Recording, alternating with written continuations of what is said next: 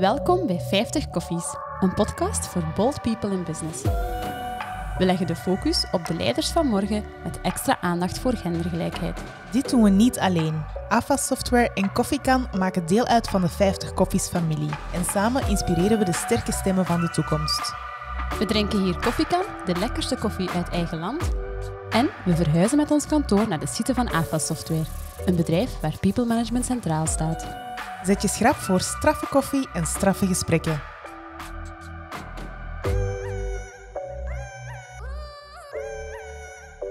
Hallo iedereen. Hallo allemaal. En welkom op onze 34e podcast. Vandaag is het een beetje een specialeke, hè Nadia? Ja, absoluut. Vandaag zijn de zenuwen ook een beetje meer aanwezig, maar we laten de podcast volledig in het Engels doorgaan vandaag.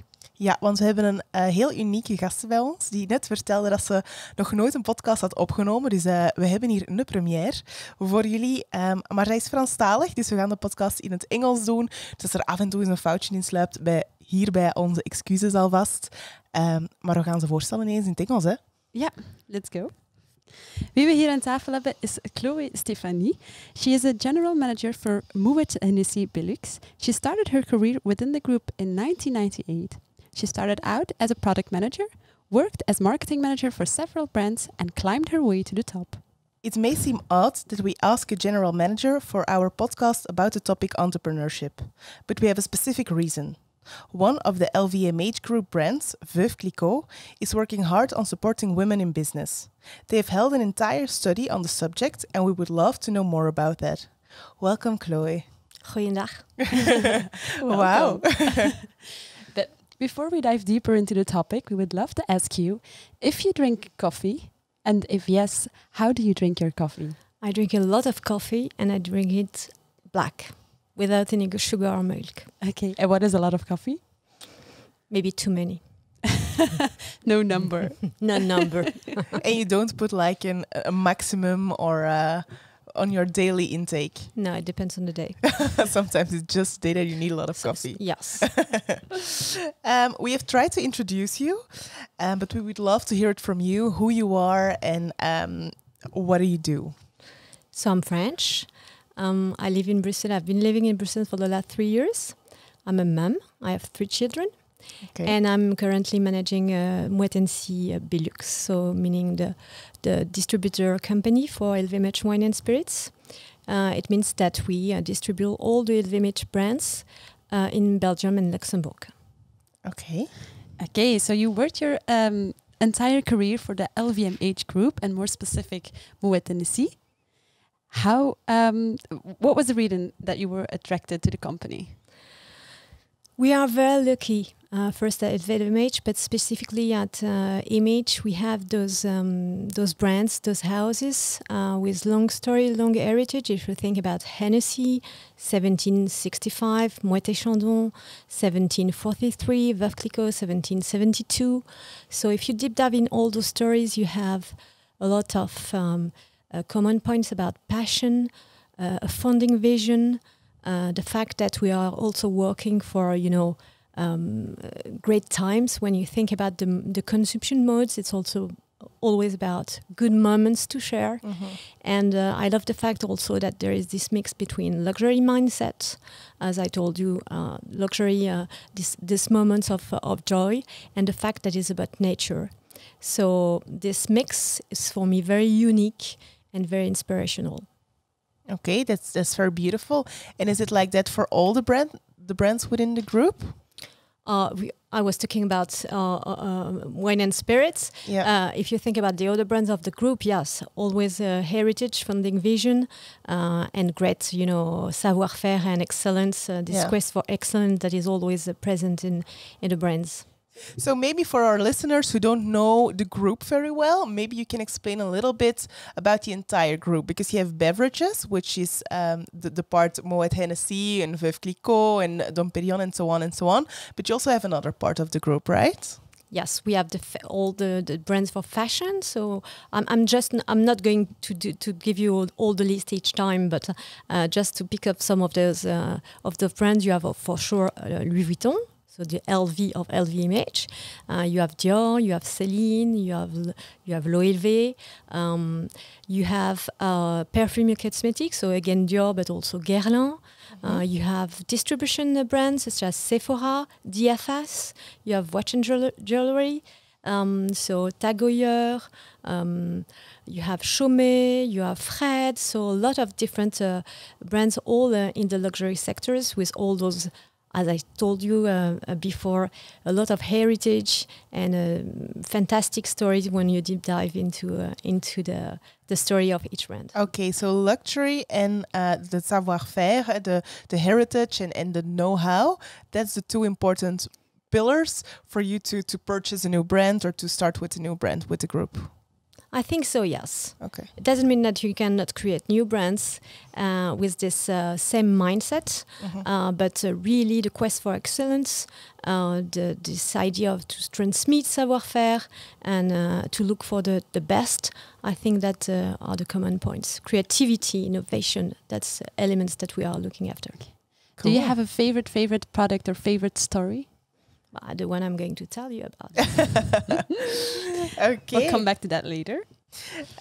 You have worked for the entire company or for the same company for your entire life. That's very loyal of you. Have you ever thought about becoming an entrepreneur yourself? I have to say no.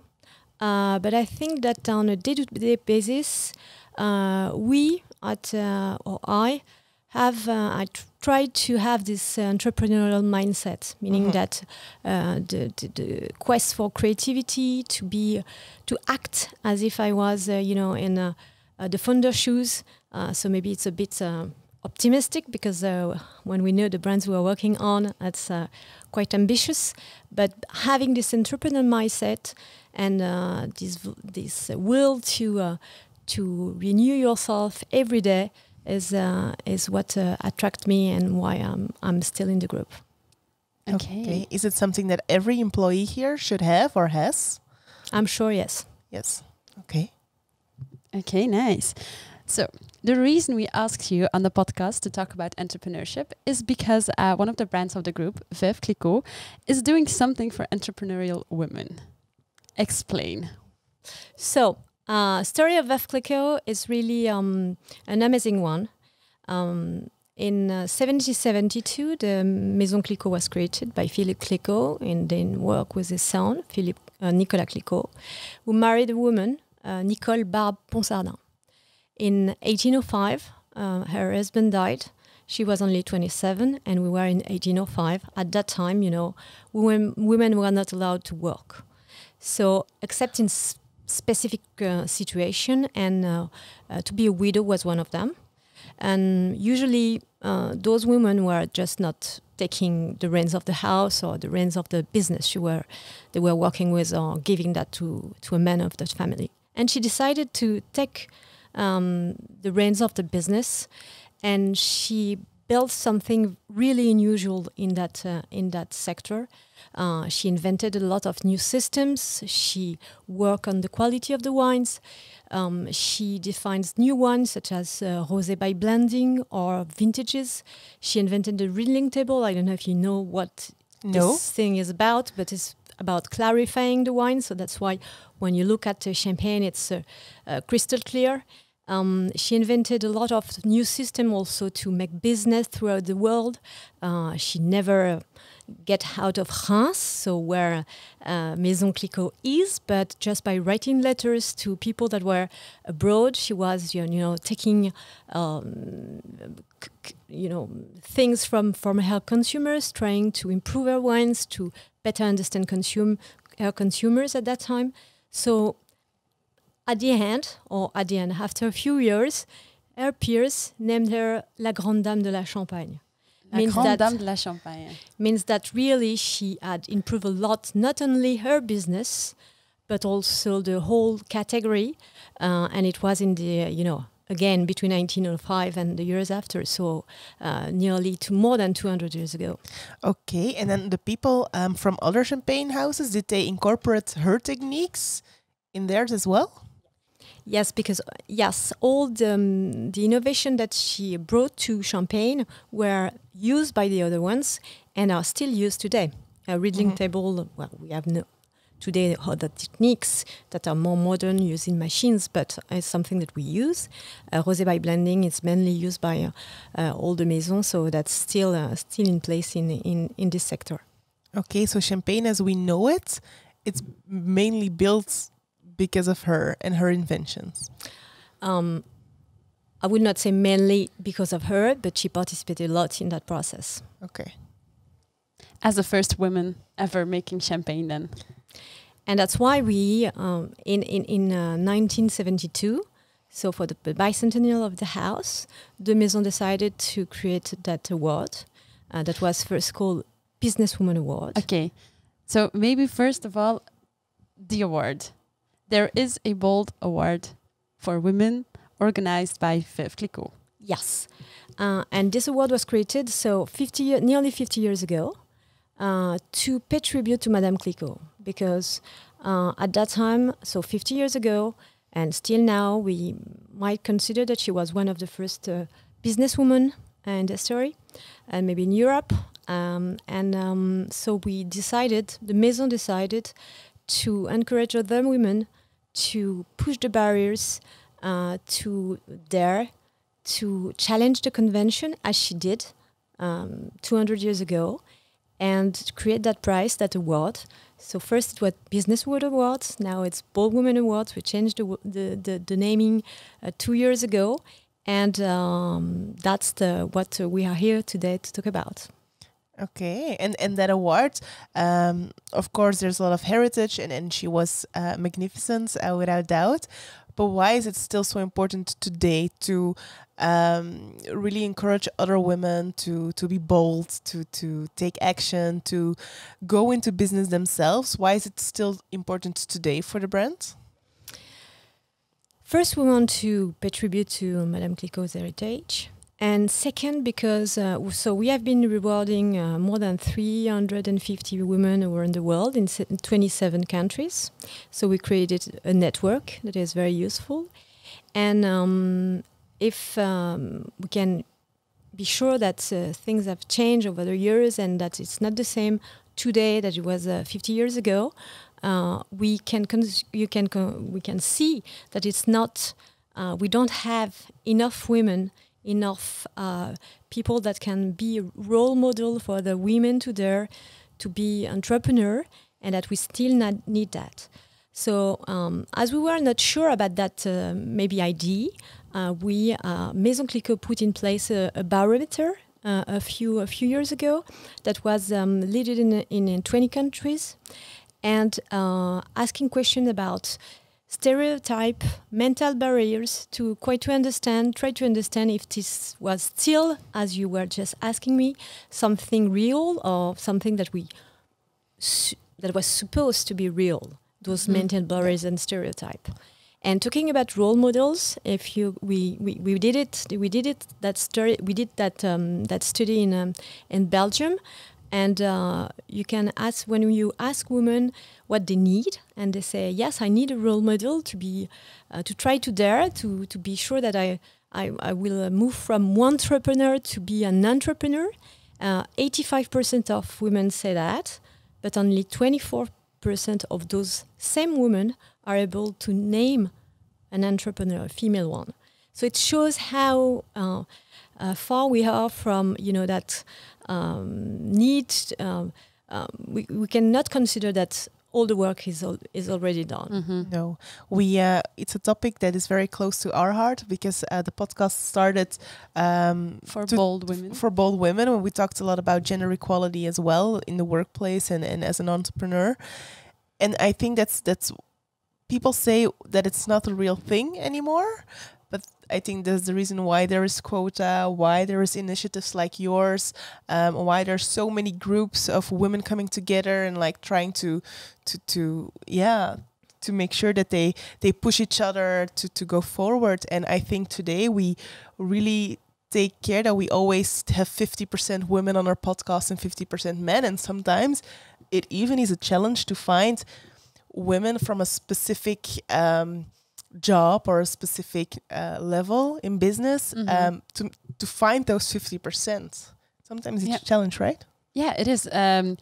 we take more time to search for the women to get her on the podcast, and like we can find the men easily, and it's like, oh, we can pick that one and that one and that one. But when it comes to the women, we're like, oh, now we need to search and we need to ask people. So then it's a longer, it takes longer to get the women on the podcast, but that's okay. You'll have to search a bit longer, but that also shows that there's still a problem over there, I think. And that's why barometer is a key asset, because when you are told that it's no longer a problem, you can just see that by facts, because we have been asking to, I think that's more than 3,000 people in Belgium, and we can compare the data between the countries. So it's really facts, and that we still need to push and to I would say broadcast the women that are ambitious, determined, and that have success in their career. Yeah, absolutely. And those are also the things that we're going to discuss on this podcast. But first of all, Madame Clicquot was also about breaking glass ceilings for herself. So how about you? Did you ever encounter a moment in your life where you felt the glass ceiling? I think I was very lucky. I've been very lucky for two reasons. First, I've been encouraged, I would say managed by great leaders, inspiring ones. I have to say both men and women that were doing exactly what we try to do. So pushing me a bit, giving me more self-confidence. And that was helping me a lot when I was a bit doubting. That's the first point. And second, I'm part of a group that realized really early that gender diversity was something that was really crucial in terms of the performance and the creativity. So that's why LVMH has been created. So LVMH, which is a program that accompanies women through mentoring, through discussion throughout within the groups since 2007, I think. So both, the fact that this mindset within the group, plus I would say some luck on my side. Is it luck? Is it luck? It's a question I've been asking myself a lot of time. Probably a bit yes, and on another side, maybe you are looking for some luck. Yeah, you're looking for it, and you're taking it as well. Exactly. So, sorry. I just want to ask, who is your role model? That's a very good question. And I was like the 24% probably a few years ago. I have to say to give a Belgian name. I met a few days ago Michelle Thune, and I think she could have been a role model, a great one in terms of her success, but the way she behaved as well. Okay, great. You had a question as well, Jana. Yeah, I forgot. Maybe it will come up it will later. Come back. So you created this barometer, which was a study conducted by Veuve Clicquot around the world for female entrepreneurship. We have seen the results. What is the result that struck you the most?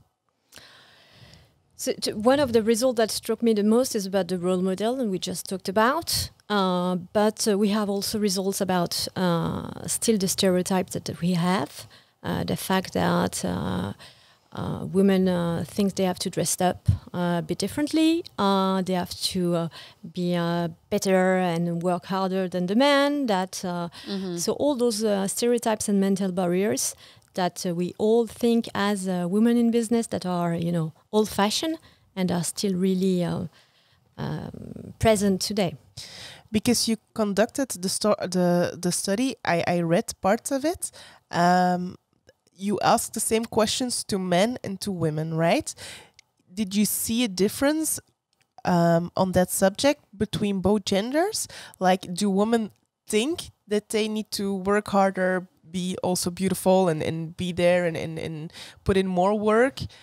Or is it also something that men think about women? So it depends on the questions. Some questions were asked to both men and women, and some only to women.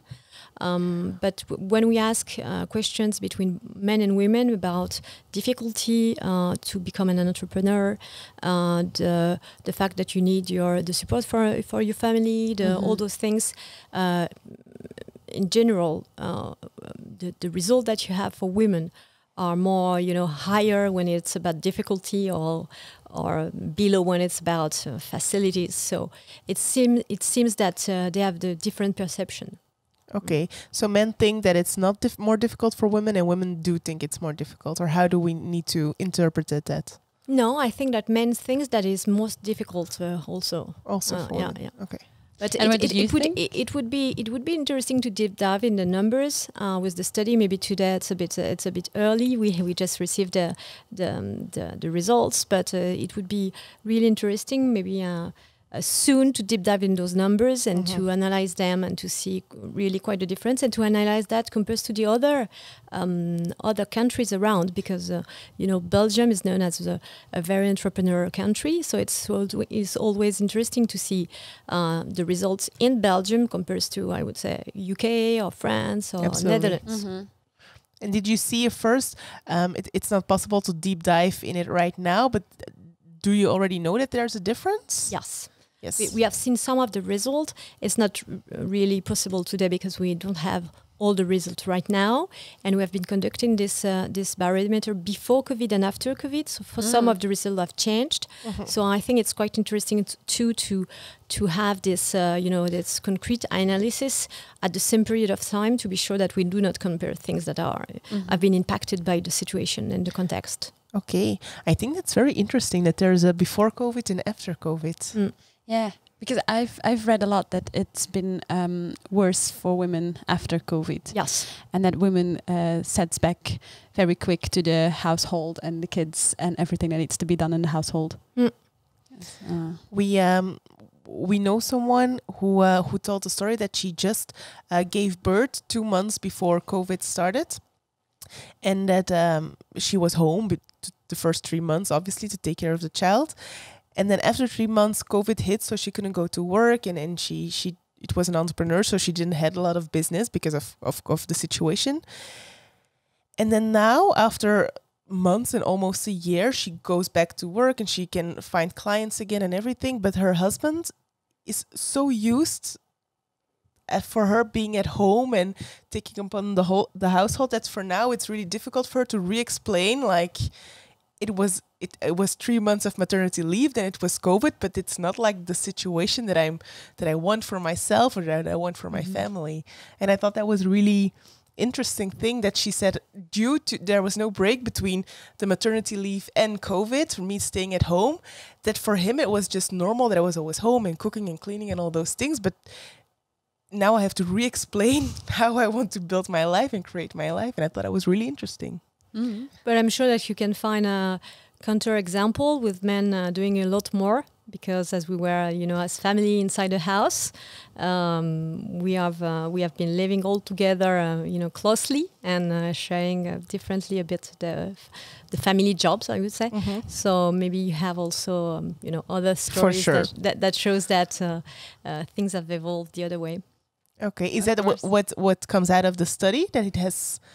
No, we didn't deep dive into, because it was not the topic about those specific elements. But I think that what is really key for us is in the Bold Women Award is that we really want to, for sure, again, put the light on successful women that are ambition, determined, that again are innovative, creative. But we want really not to be, it's not a story about women against men. No, it's really not. As you were talking a few minutes ago, when you were, asking men to come to your podcast, it's exactly the same, because we consider that we cannot change the world with half of the population. So exactly. So we have two awards. I'm going to detail that for sure. So the Bold Women Award for the one that are created or take a family company for more than 3 years now, with successful results, with impact on the business. And we have the Bold Future Award that is for promising, I would say, promising company, newcomers on entrepreneur world. So less than 3 years. And we have something that is not, well, an award, but it's not, you don't have to apply. We will decide, the jury will decide it. It's Bold Champion Awards that we will give to a man that is promoting and helping women to be visible, to progress in the way they in the business. So it's a way really to mix those changes between men and women. And I think that's necessary as well, Ali. I really think it's necessary.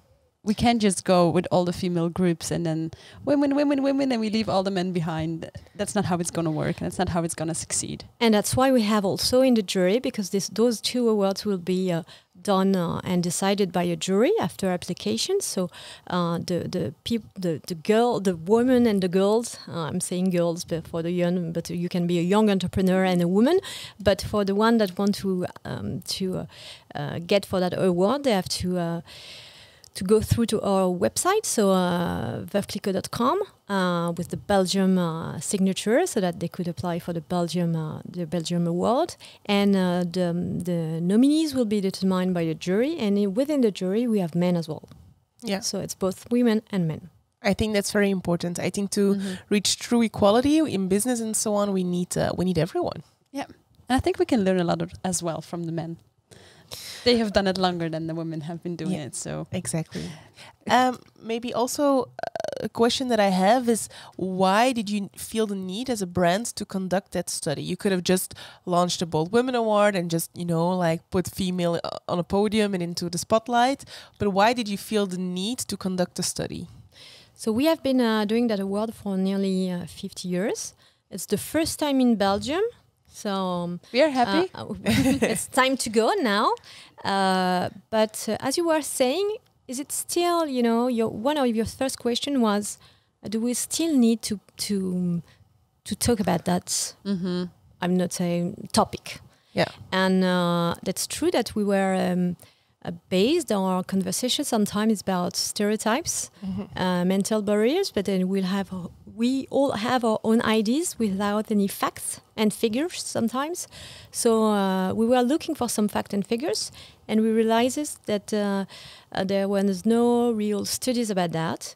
And that's why the Maison decided to conduct that barometer in 20 countries, to have really data that were the same in different countries, because the barometer was conducted in very different countries. So you have from Asia, from Africa, for America, for Europe. So the difference between the mentality, the ways of doing business could have impact on the numbers, and that's what is interesting in conducting that barometer.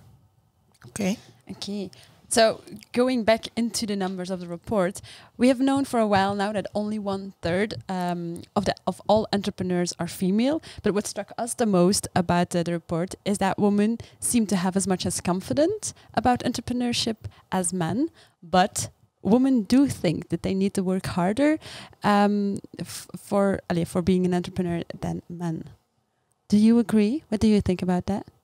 I was actually also thinking about that question myself.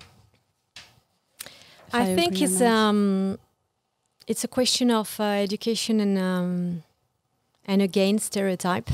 You need to feel more confident, and you think first that because there is another number about the luck, and I was saying I was lucky. So you were pointing that as well.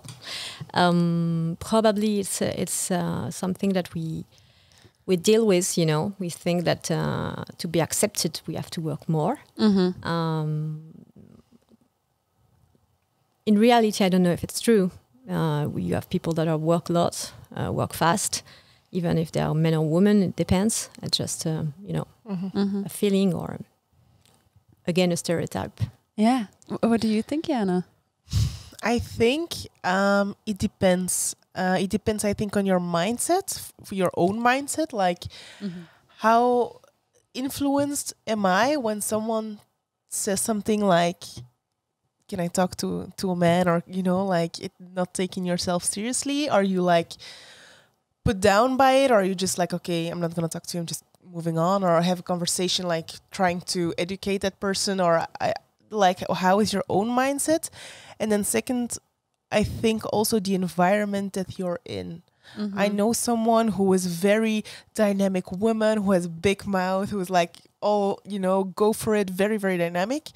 And she had a business idea, and she went to 3 banks, and all of the 3 banks said to her, "Can you come back with a man?" And so her own mindset was like, "You're not the bank for me, obviously, and I'm going to continue my search." So I think, first of all, it's your own mindset, but second of all, it's all, if you encounter those 3 people, I think if that happens to you a lot, obviously you get a little bit influenced by it. She could have gotten the same appointments with the same banks, but maybe had a different person and a different account manager where they didn't ask her that question. So I think it's basically your own mindset, and secondly, the environment that you find yourself in, and that's a bit luck. Is it luck or is it bad luck, or I don't know, but I think it's a combination of both. Yeah, I was thinking about it, and I just thought, if it comes to money, talking with the bank and talking with investors, then I think you have to work harder as a woman. I think that's the big difference between men and women. I don't know. If it comes to money. I don't know. I know a lot of bankers that are women, so maybe it's... I think it's changing. And it's a first sign. Yeah, indeed. I think it's changing. I think it depends. You have... But it's with every sort of discrimination, not only gender discrimination, but there are people who are like very accepting of other people that are different than them. And if you encounter those, that's just a bit bad luck. And then you have to educate them on, I'm a smart, or I do this. One of my best friends, she's an engineer. And her name is Maxime, which is also a man's name or a woman's name, both. And they always say, "Dear Sir Maxime," to her. It's just stereotyping. Yeah. It's just the people she encounters. Then it's up to her to educate those people and say like, "Hey, no, I'm a woman and I'm very smart and I can, do the calculations just as well as everyone else." And everyone is also always very apologetic. So I think we still need to educate them. And I think it's also a mindset that you need to have to be not offended very easily, but like feel like I need to educate the other person that this doesn't happen to a second person. That's why when you think about that, you have to, and that's what the beauty of the story of Veuve Clicquot. Think about Madame Clicquot, 27 years, 1805, alone, a widow, and she takes the reign of the company, and she accomplished what she has done. So it reminds you that it's a long way, but we can do it. Women can do it, and for sure you have men that encourages you, and there are still stereotypes. That's why your question about do we need to still do things like that and do the awards? It is still in the period of time we should do that. Yes, and yes, because of the story you just told us. That's why we are conducting this award. It's very very beautiful. We need it. Do you think, before starting or before becoming an entrepreneur, that the barrier for women that they have maybe less confidence, or they need like more people saying go for it? Do you think there is a bigger mental barrier when it comes to becoming an entrepreneur for women than men? Again, it's things that we see in the barometer. So it's not about my thinking, but about the numbers that we've seen, and that's why in the award, in the organization and the award, we really push the networking between women and the members from the jury, the network that we have at Clicquot, because we think that this is something that you need. You need to be able to share ideas, to take advices. To be able to, have a phone call with someone that can give you some answers to the question that you have. So that's the kind of thing that we provide after the awards with this international network that we built with this Bold Women Award. Yeah. So I'm not, it's not about, do I think so? As I think that I can see in the numbers that this is a fact, and that we have to give the means to those entrepreneur to fight against it. Mm-hmm. Okay. And I think you've said there's something very important, because I've also read a little piece about women and their network, and how a network makes you really confident, and that women with a big network, like you said, can just make a phone call and ask people for things, and that's where the confidence comes from for being an entrepreneur. And when you don't have that network and you cannot ask those questions to people, that's where you would start to lose your confidence, I guess. Because sometimes you feel a bit stupid. You were talking about bank and the reaction of the bankers in front of you and saying, well, I don't know that, maybe I should, because I want to make a business, so maybe it's a basic. But maybe not. So that's true that when you have the network to be able to say, you're a specialist in that field, I'm not. Could you just tell me about that question, because I could not find the answer. So network, I think, is key. Yeah. Just in helping in the little things that can give you the push that you need to. Yeah, that's also exactly why we started this podcast, and how everything... And also, I think for me, that's just my perception, so it may be wrong or not for everyone. But I think also in a network, what I found, Nadia, and you have to say if you agree or not, that it's not only giving advice or giving tips, but sometimes it's also just women who have accomplished great things saying sometimes, I don't know either. I'm just trying my best, showing up every day, but I do not have answers to all the things. I'm just trying to figure it out myself. And for me, sometimes, and that's what this podcast meant for me, I've seen so many amazing women who have accomplished great things, and they come on our podcast and they talk about it. They just tried their best, showed up, but that very often it was just, going with the flow and seeing where it led them. And I think that part is very important for women who want to start or just at the beginning of their entrepreneurship, thinking about those women. They don't know either what they're doing. They're just, trying to make the best and working hard and showing up. And I think that part is also very important next to just role models. I fully agree with you, because we never see the journey. We always look at the end or at the accomplishment, and that's why the Bold Future Award is also important, because you can feel the idea, but you know that the journey is still there is still a lot to do. But and there will be failures along the way, but we never speak about failure. And it's such an important key. Yes, because it's what is giving you the experience, the ability to maybe deep dive, to better analyze what you want to do, to change, to reorganize yourself. So that's true. Well, I fully agree with you. Okay. Yeah, I think that's also very important. I totally agree as well. I read a study. I don't think it's the last numbers, but I think I've read a study, just the barometer online on your website. It's then the older one, I think, that you conducted for Belgium. There is a study for Belgium online. It might be the new one. The new one. Oh, yeah. Okay. I saw that there was a number that men tend to think that their success is due to luck much more than women. That I found very interesting, because we see in the study that women are a little bit more insecure, that they need role models, that they still need to, that little push sometimes, that men need a little bit less. But then again, it's men who think that their success is due to luck rather than women. That I found very interesting. Yeah.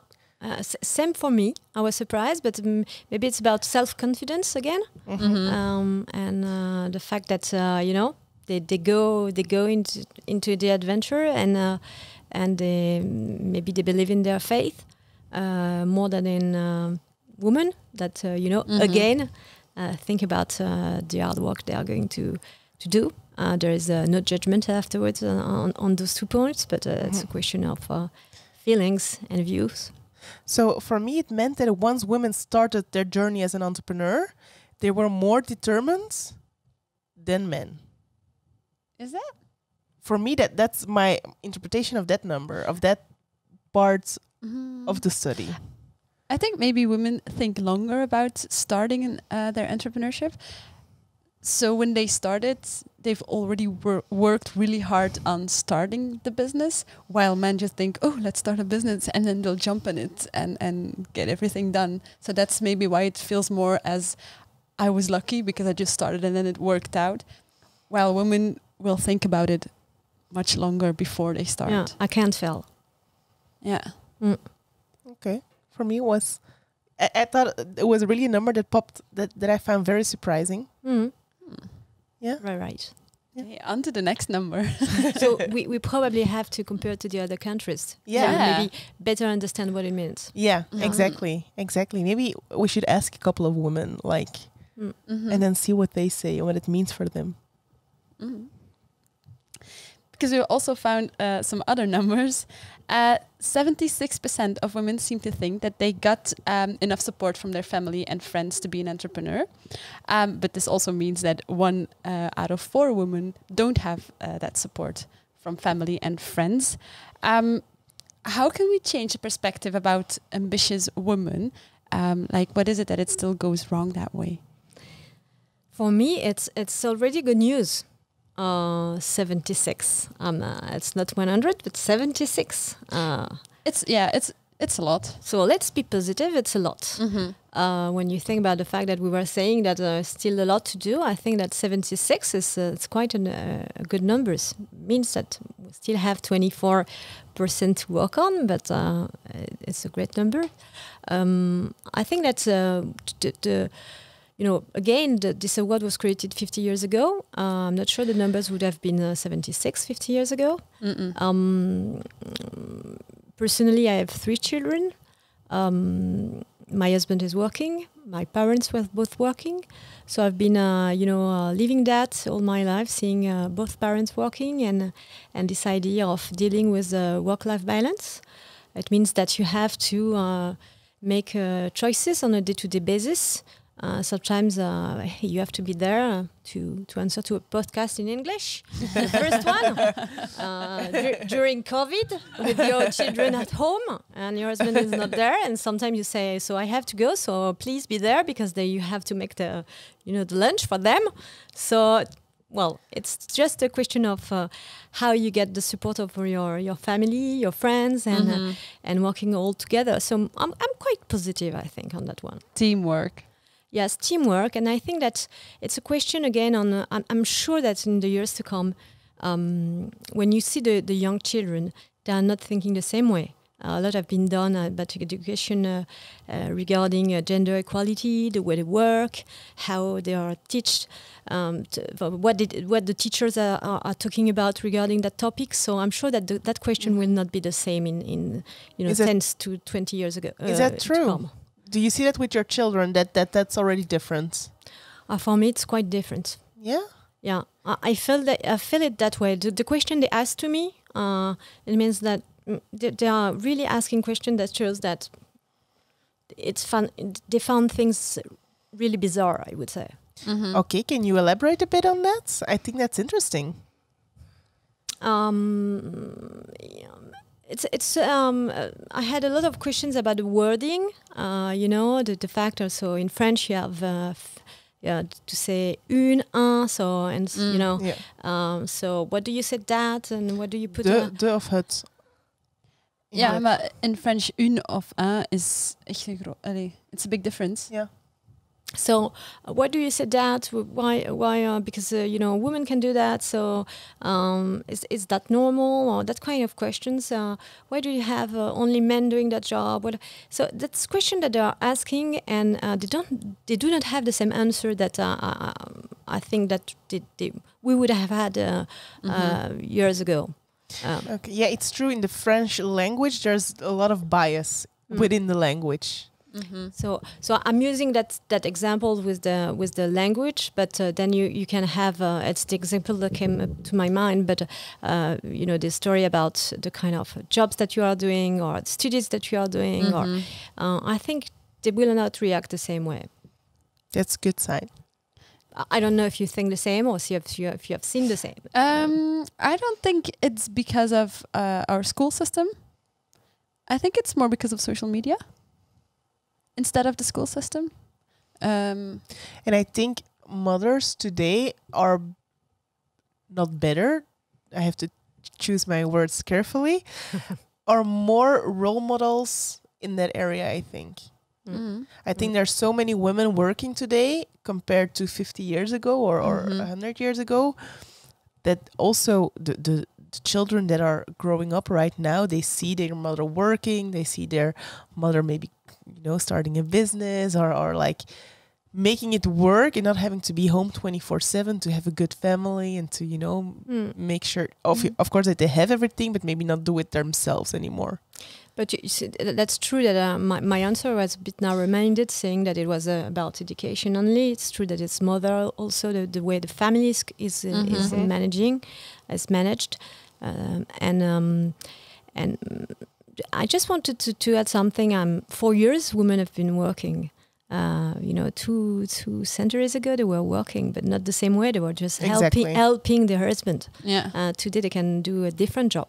That's the difference. Yeah. So 2 different lives, business-wise, which is the difference. And so they can see, children can see, either in the social media, at school, in their own lives, family lives, how this can be organized and work. Yeah. Indeed.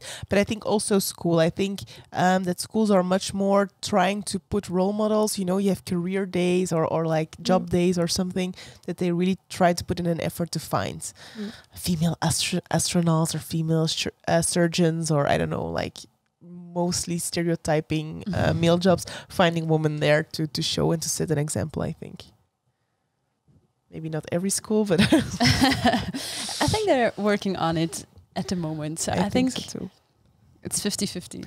It's another red flag for us, education. School system. We can talk about it for hours. You say that with you and your family, it's like a teamwork. If you're not there, then your husband tries to help.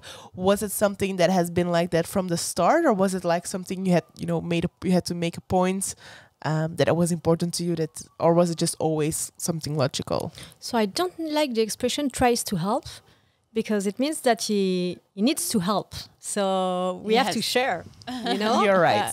So I think that the verb help, it's not the right one. So we have to share, and it was since the beginning. Okay. Yeah, I think the support of your woman, husband, whatever, is very important when you start a career. The choice of your partner. Yeah. I think it's crucial. Yeah, I also think it's crucial. I think it's the reason why you started or you don't. Probably. One of the biggest reasons why you will do it or you don't. Then you have, even if you have a great support, the will to do it, then you have also the context. You need to have, all stars are in you, so it's not always because or against someone or against a situation that you start your own business. It's a lot of different elements that gets of course into it. But that's true that I think it's a teamwork. You want to have a business life and a family life as well. Yeah, absolutely. We talked about this earlier in the podcast, but 73% of women believe that they need to work harder to be successful. And we already talked a little bit about that. But the reason why this is, or why they think that, is both structural and mental. What do you think are the most important reasons that women think that? I was reading that result. I was thinking that it's why the barometer is so important, because we are debating about Is it mental thinking? Is it stereotype? Is it true? Is it still true? It seems to be a reality because we have that number. So I think it depends on the situation and on each personality of the way you are living your business life. So I don't have specific answer on that one regarding my own experience or my own feeling. It's just that we can see in the numbers that a lot of women think that way. Okay, I think it's interesting to deep dive in that once. Okay, let's deep dive. How important is the reason why there?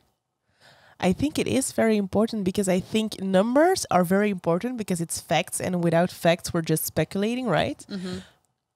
But the numbers is something very cold, you know? It's like this number on a page is very cold. I think, why is it still in?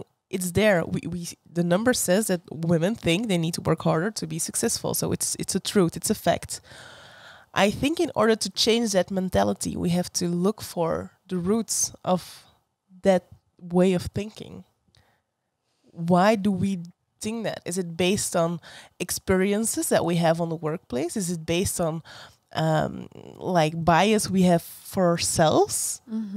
But I'm just thinking how important is knowing the why to let's call it fix the problem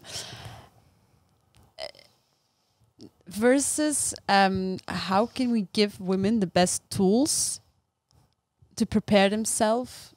But how can you give tools if you don't know what they need or what they struggle with? To give them confidence and stuff. I think it could be about the fear of failure again. You know, when you say and you compare that to the numbers of being lucky. If you fail, you can say I was unlucky. If you look at being and working harder, it's because your conclusion is not the same. It's not about luck. It's because you didn't work enough. So as a woman want to be successful as an entrepreneur, they think that to succeed, they have to work harder. I think it's about this question of accepting the failure, accepting the fact of doing something wrong. Probably. Yeah, that's what I meant with giving them tools to learn how to accept failures, to learn how to, get more confidence in everything they're doing. It's a question. I don't know. Say that it's really the answer. So. For me, I would like to know, obviously, maybe we can do like a little study on the channels of 50 Coffee. Is it because their experience in the workplace that they still encounter people who say like you're a woman, you can make a promotion or you earn less, or I don't know, like making sure that what they think about needing to work harder, like it gets put into their face or into their daily surroundings? Or is it just something in their mind that they are afraid of failure? That's for me two very different things. Maybe it's both of them. Yeah, it's a combination. I was going to say the same. Because they need to prove maybe more. And we want to prove ourselves as well.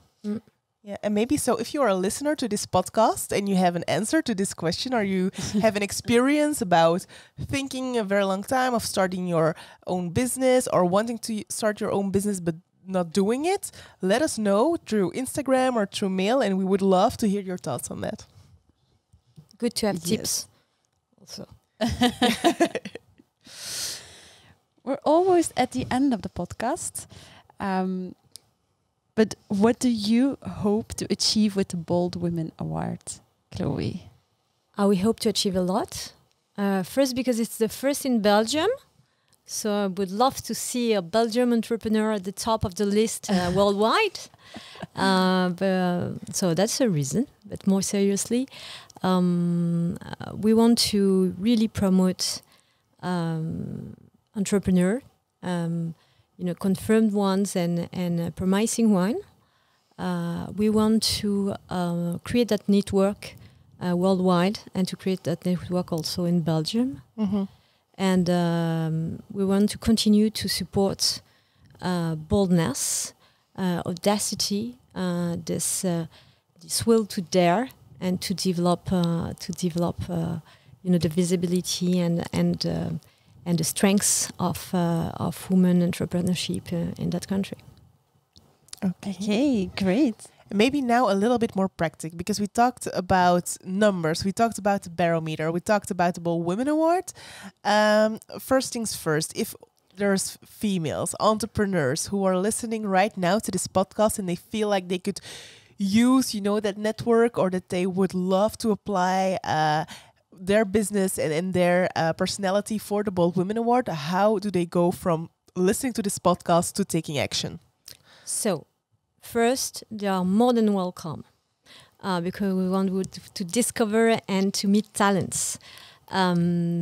Second, the process is really simple. You have to apply through our website. So www.veuveclicquot.com. Then you put the country, Belgium, very important, because otherwise you will apply to another Bold Women Award. The process will be in 3 languages. So you have French, you have Flemish, you have English. You need to be running a business in Belgium. You don't have to be from Belgium, but you need to be to run this business in Belgium. 2 different awards: Bold Women Awards, more than 3 years, and Bold Future Awards, less than 3 years. And it's before the 15th of June, from now. Okay, so subscriptions go until the 15th of June. Exactly. Then there will be there is a jury. We will go through all the applications forms. We will define 3 nominees. At the end of July, we'll announce the 3 nominees, create videos around those nominees to broadcast them, to showcase what they have done. And then we will reveal the winner of each category in October, the 14th of October in Brussels. Okay, great. So for all the female entrepreneurs, we talked about confidence and how much confidence we need as women. So please just go subscribe. Everyone can subscribe. Just go to the website van Clicquot and subscribe. Indeed, maybe we should subscribe. What do you think? You should. Yeah, we're going to as well. Okay. Thank you so much for this lovely conversation. We're looking forward to meeting the nominees and the actual bold women that will gather on the 14th of October on the award itself. Yeah. You're going to be there as well? Yeah. I will try, but yes. Oh, yeah. Nadia will be there for sure. I'll be there for sure.